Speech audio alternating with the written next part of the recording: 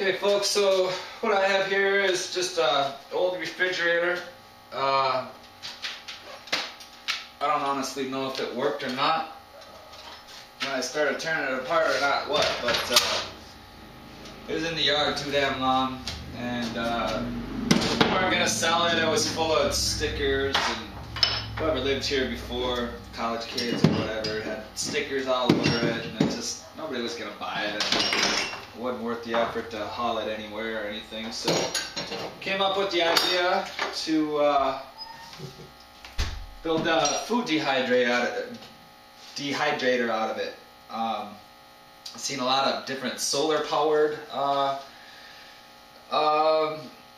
food dehydrators, a lot of square footage. The ones you see online, $200–300, they only get like 7.5 square feet of footage out of it. Not quite sure how much this is going to add up to yet, but it's going to be a lot more than 7.5 square feet, I know that. So, my first thought in doing this, one of my major concerns in doing this was the plastic.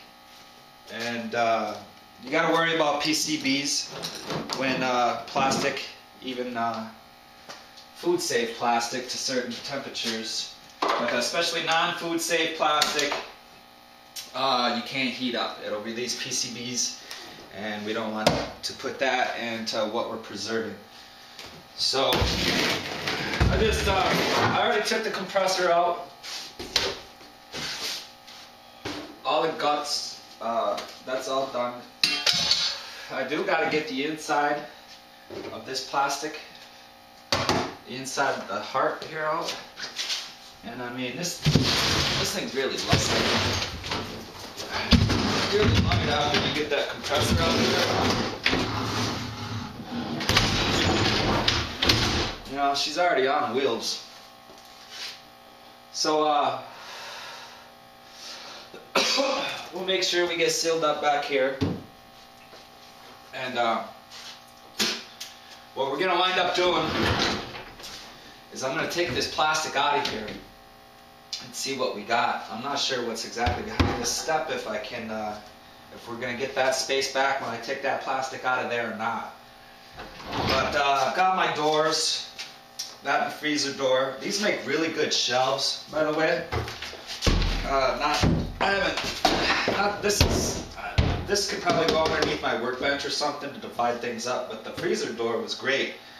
You could use this too if I had the rails, just fine, but mount it right to a wall with your little rails in there that are supposed to be in there, and you got automatic shelves for your garage or whatever.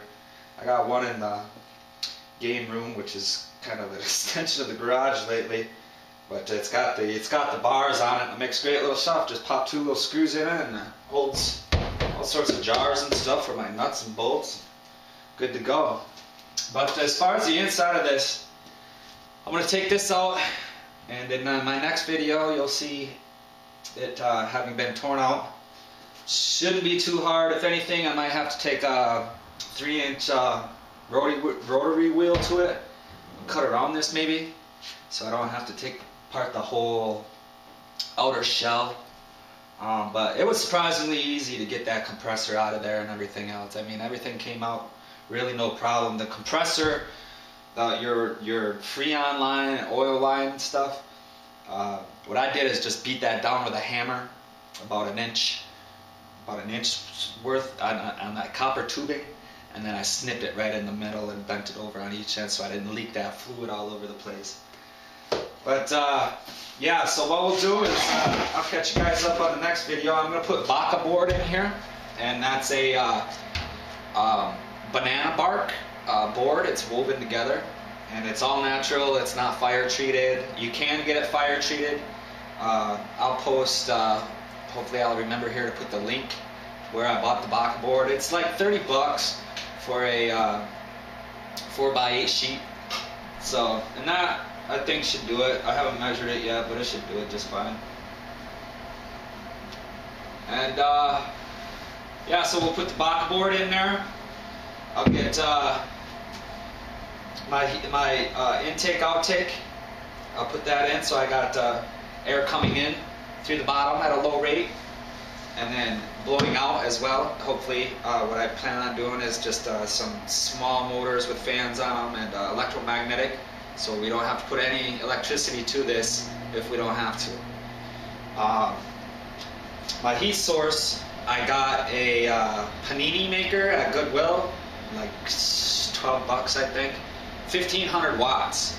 A lot of energy there, but the higher you go, I mean, if you look at the ones online, 1200 watts, stuff like that, they want like $400 for those little ones. This 1500 watts should be plenty sufficient for this amount of space, but I want to go an alternative route so that we don't have to use energy if we don't have to. That's to help speed things up for things like jerky, stuff like that, that electric route. What I want to do is I'll take two terracotta pots, put them inside of each other. There's a hole in the bottom of those. And I'll take a bolt those together with a washer so that the inside terracotta pot is about an inch lower than the outside's lip. And what I'll do is I'll flip that upside down, set it on top of a couple of bricks with some candles underneath there, and the one terracotta pot inside of the other one acts like a thermal insulant, and those things will throw out 170 degrees of heat easy. So with just a couple candles, terracotta pot, we hope to make this into a good, pretty much natural dehydrator with the electric backup. So got some work to do on this. I hope to keep everybody updated, and thanks for watching.